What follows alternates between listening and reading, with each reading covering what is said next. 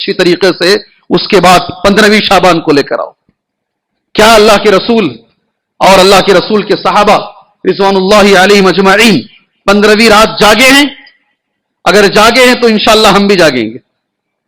یہ سلفیہ مسجد کے ممبر سے کہہ رہا ہوں، غور سے سن لو اچھی طریقے سے. نبی کے 1,50,000 صحابہ میں کسی ایک نے بھی جاگا ہے، ہم بھی جاگیں گے انشاءاللہ. اگر اس رات نبی نے اسپیشل عبادت کی ہے، ہم بھی اسپیشل عبادت کریں گے. اگر نبی نے نہیں جاگا ہے، نہ صحابہ نے جاگا ہے، تو پھر کسی کو حق نہیں ہے اس رات اس عمل کے کرنے کا جو نبی نے نہیں کیا، جو صحابہ نے نہیں کیا.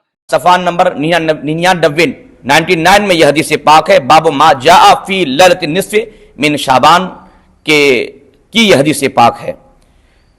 تو اس حدیث پاک سے یہ بات واضح ہوئی، کیونکہ بہت لوگ ویڈیوز میں یہ چیلنج کرتے ہیں اہل سنت کے علماء کو، اور کہتے ہیں کہ اگر کوئی یہ ثابت کر دے کہ حضور پاک صلی اللہ علیہ وسلم نے اس رات میں شب بیداری کی ہو اور صحابہ اکرام کو شب بیداری کرنے کا حکم دیا ہو، تو ہم بھی آئندہ شب بیداری کرنا شروع کر دیں گے. تو میں آپ سے کہوں گا کہ یہ حدیث ابن ماجہ شریف کی پڑھیے تو آپ کو معلوم ہوگا. حضرت علی کی روایت کا کردہ حدیث ہے. رسول پاک صلی اللہ علیہ وسلم نے ارشاد فرمایا کہ جب شعبان کی 15ویں رات آ جائے فقوموا لیلہا، تو اس کی رات میں تم قیام کرو، مراد شب بیداری کرو، اللہ کی عبادت کرو، اور اس کے دن میں روزے رکھو، اس لیے کہ اللہ رب العزت اس رات غروب شمس ہی کے وقت آسمانی دنیا میں نزول فرماتا ہے. پھر فرماتا ہے کوئی مغفرت چاہنے والا کہ میں اسے بخش دوں، ہے کوئی روزی مانگنے والا کہ میں اسے روزی دوں، مشکلات میں مبتلا کہ میں اسے عافیت دے دوں. ایسے اللہ رب العزت لوگوں کو اللہ کی رحمتیں پکارتی رہتی ہیں، اور یہ فجر کے طلوع ہونے تک رب تبارک و تعالیٰ کی رحمت بندوں کی جانب متوجہ رہتی ہے.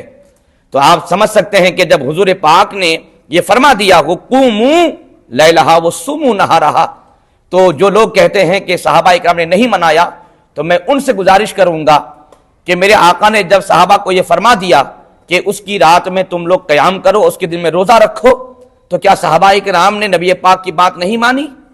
کیا نبی پاک کی بات کو نہ مان کر کسی ایک صحابی نے روزہ بھی نہیں رکھا؟ کیا ایک صحابی نے شب بیداری نہیں کی؟ اگر نہیں کی ہو تو ایک صحابی کا نام آپ مجھے بتاؤ حوالے کے ساتھ.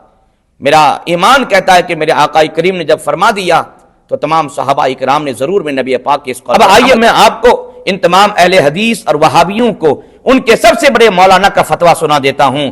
ان کے سب سے بڑے مولانا یہ ابن تیمیہ ہے. ابن تیمیہ کی کتاب ہے مجموع فتاوی، اس کی 23ویں جلد کے صفحہ نمبر 131 میں یہ موجود ہے. سئل ابن تیمیہ عن صلاۃ نصف شعبان فاجاب اذا صلى الانسان ليلة النصف وحده او في جماعة خاصة كما كان يفعل طوائف من السلف فهو احسن. یعنی ابن تیمیہ سے جب پوچھا گیا شعبان کی 15ویں رات کی نماز کے تعلق سے، نفل نماز کے تعلق سے، تو اس نے جواب دیا کہ جب کوئی انسان شعبان کی 15ویں رات میں تنہا یا کوئی خاص جماعت میں یہ نمازیں پڑھتا ہے جیسا کہ اس سے پہلے سلف صالحین پڑھا کرتے تھے، فہو احسن، تو وہ بہت ہی اچھا ہے، بہت ہی بہتر ہے. تو ابن تیمیہ سے سوال ہوا، اور وہ جب اس رات کے نفل نماز کے تعلق سے اس طرح کا فتویٰ دیا، تو ان تمام طرح اہل حدیث کو چاہیے کہ وہ بھی اس رات کا اہتمام کریں، اور اپنے کم از کم نبی پاک علیہ وسلم کی حدیث کا نہیں تو اپنے مولانا کی بات تو مان لیا کریں.